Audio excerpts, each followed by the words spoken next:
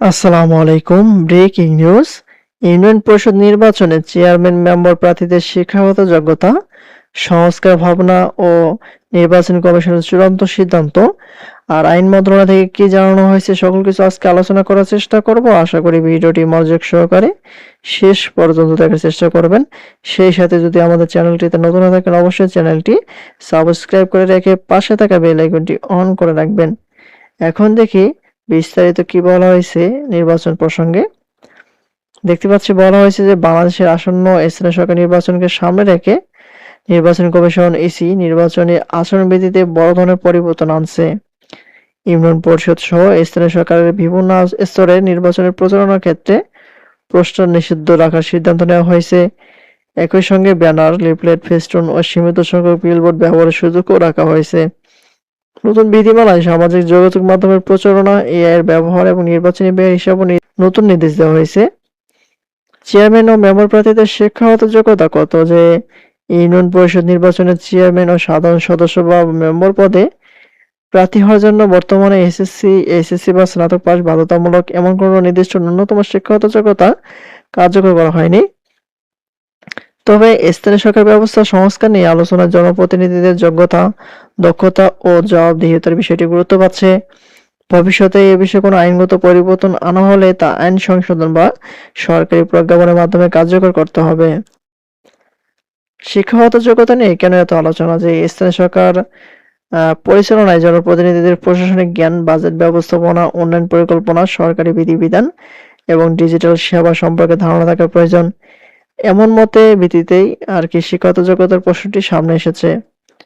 তবে শিক্ষাগত যোগ্যতার সনদে একজন জনপ্রতিনিধিদের যোগ্যতার একমাত্র মাপকাঠি হওয়া উচিত কিনা তা নিয়েও আলোচনা রয়েছে।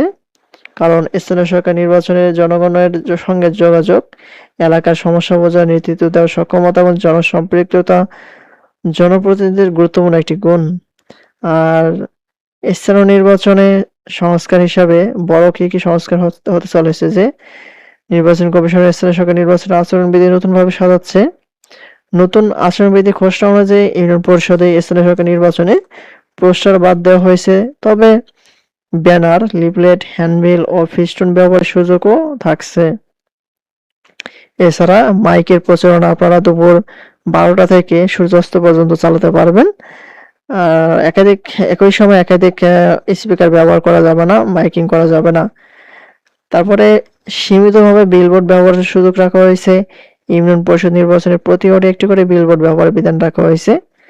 প্রচার সামগ্রী যদি আপনারা তৈরি করতে চান তাহলে এর আকার আকৃতি হবে, একটি ব্যানারের সর্বোচ্চ আকার হচ্ছে 10 ফুট বাই 4 ফুট, লিফলেট বা হ্যান্ডবিলের A4 আকারের এবং ফেস্টুন 18 ইঞ্চি বাই 24 ইঞ্চির মধ্যে রাখার প্রস্তাব রাখা হয়েছে। বিলবোর্ডের সর্বোচ্চ আকার 16 ফুট বাই 9 ফুট। আর সামাজিক যোগাযোগ মাধ্যমে নজরদারি, যে নতুন আচরণবিধিতে ডিজিটাল সামাজিক যোগাযোগ মাধ্যমের প্রচারের সুযোগ থাকছে।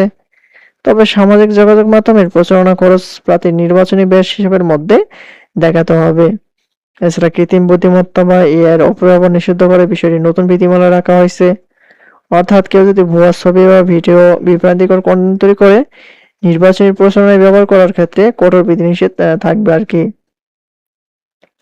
আর কেউ যদি আচরণবিধিগুলো লঙ্ঘন করে তাহলে সর্বোচ্চ 50,000 টাকা জরিমানা এবং সেই সাথে 6 মাসের কারাদণ্ডের কথা বলা হয়েছে। আর কোনো প্রার্থী যদি গুরুতর অনিয়ম করে, কোনো আইন যদি লঙ্ঘন করে তাহলে সেটির প্রার্থিতা বাতিলের বিধানও আলোচনায় রয়েছে। আর নির্বাচন নির্দলীয় প্রতীকে হবে। এবার হচ্ছে ইউনিয়ন পরিষদ নির্বাচন প্রসঙ্গে আজকে সর্বশেষ আপডেট। পরবর্তীতে নতুন কোনো আপডেট আসা মাত্র আমাদের চ্যানেলটিতে পেতে অবশ্যই চ্যানেলটি সাবস্ক্রাইব করে রাখবেন। ধন্যবাদ সবাইকে। আসসালামু আলাইকুম।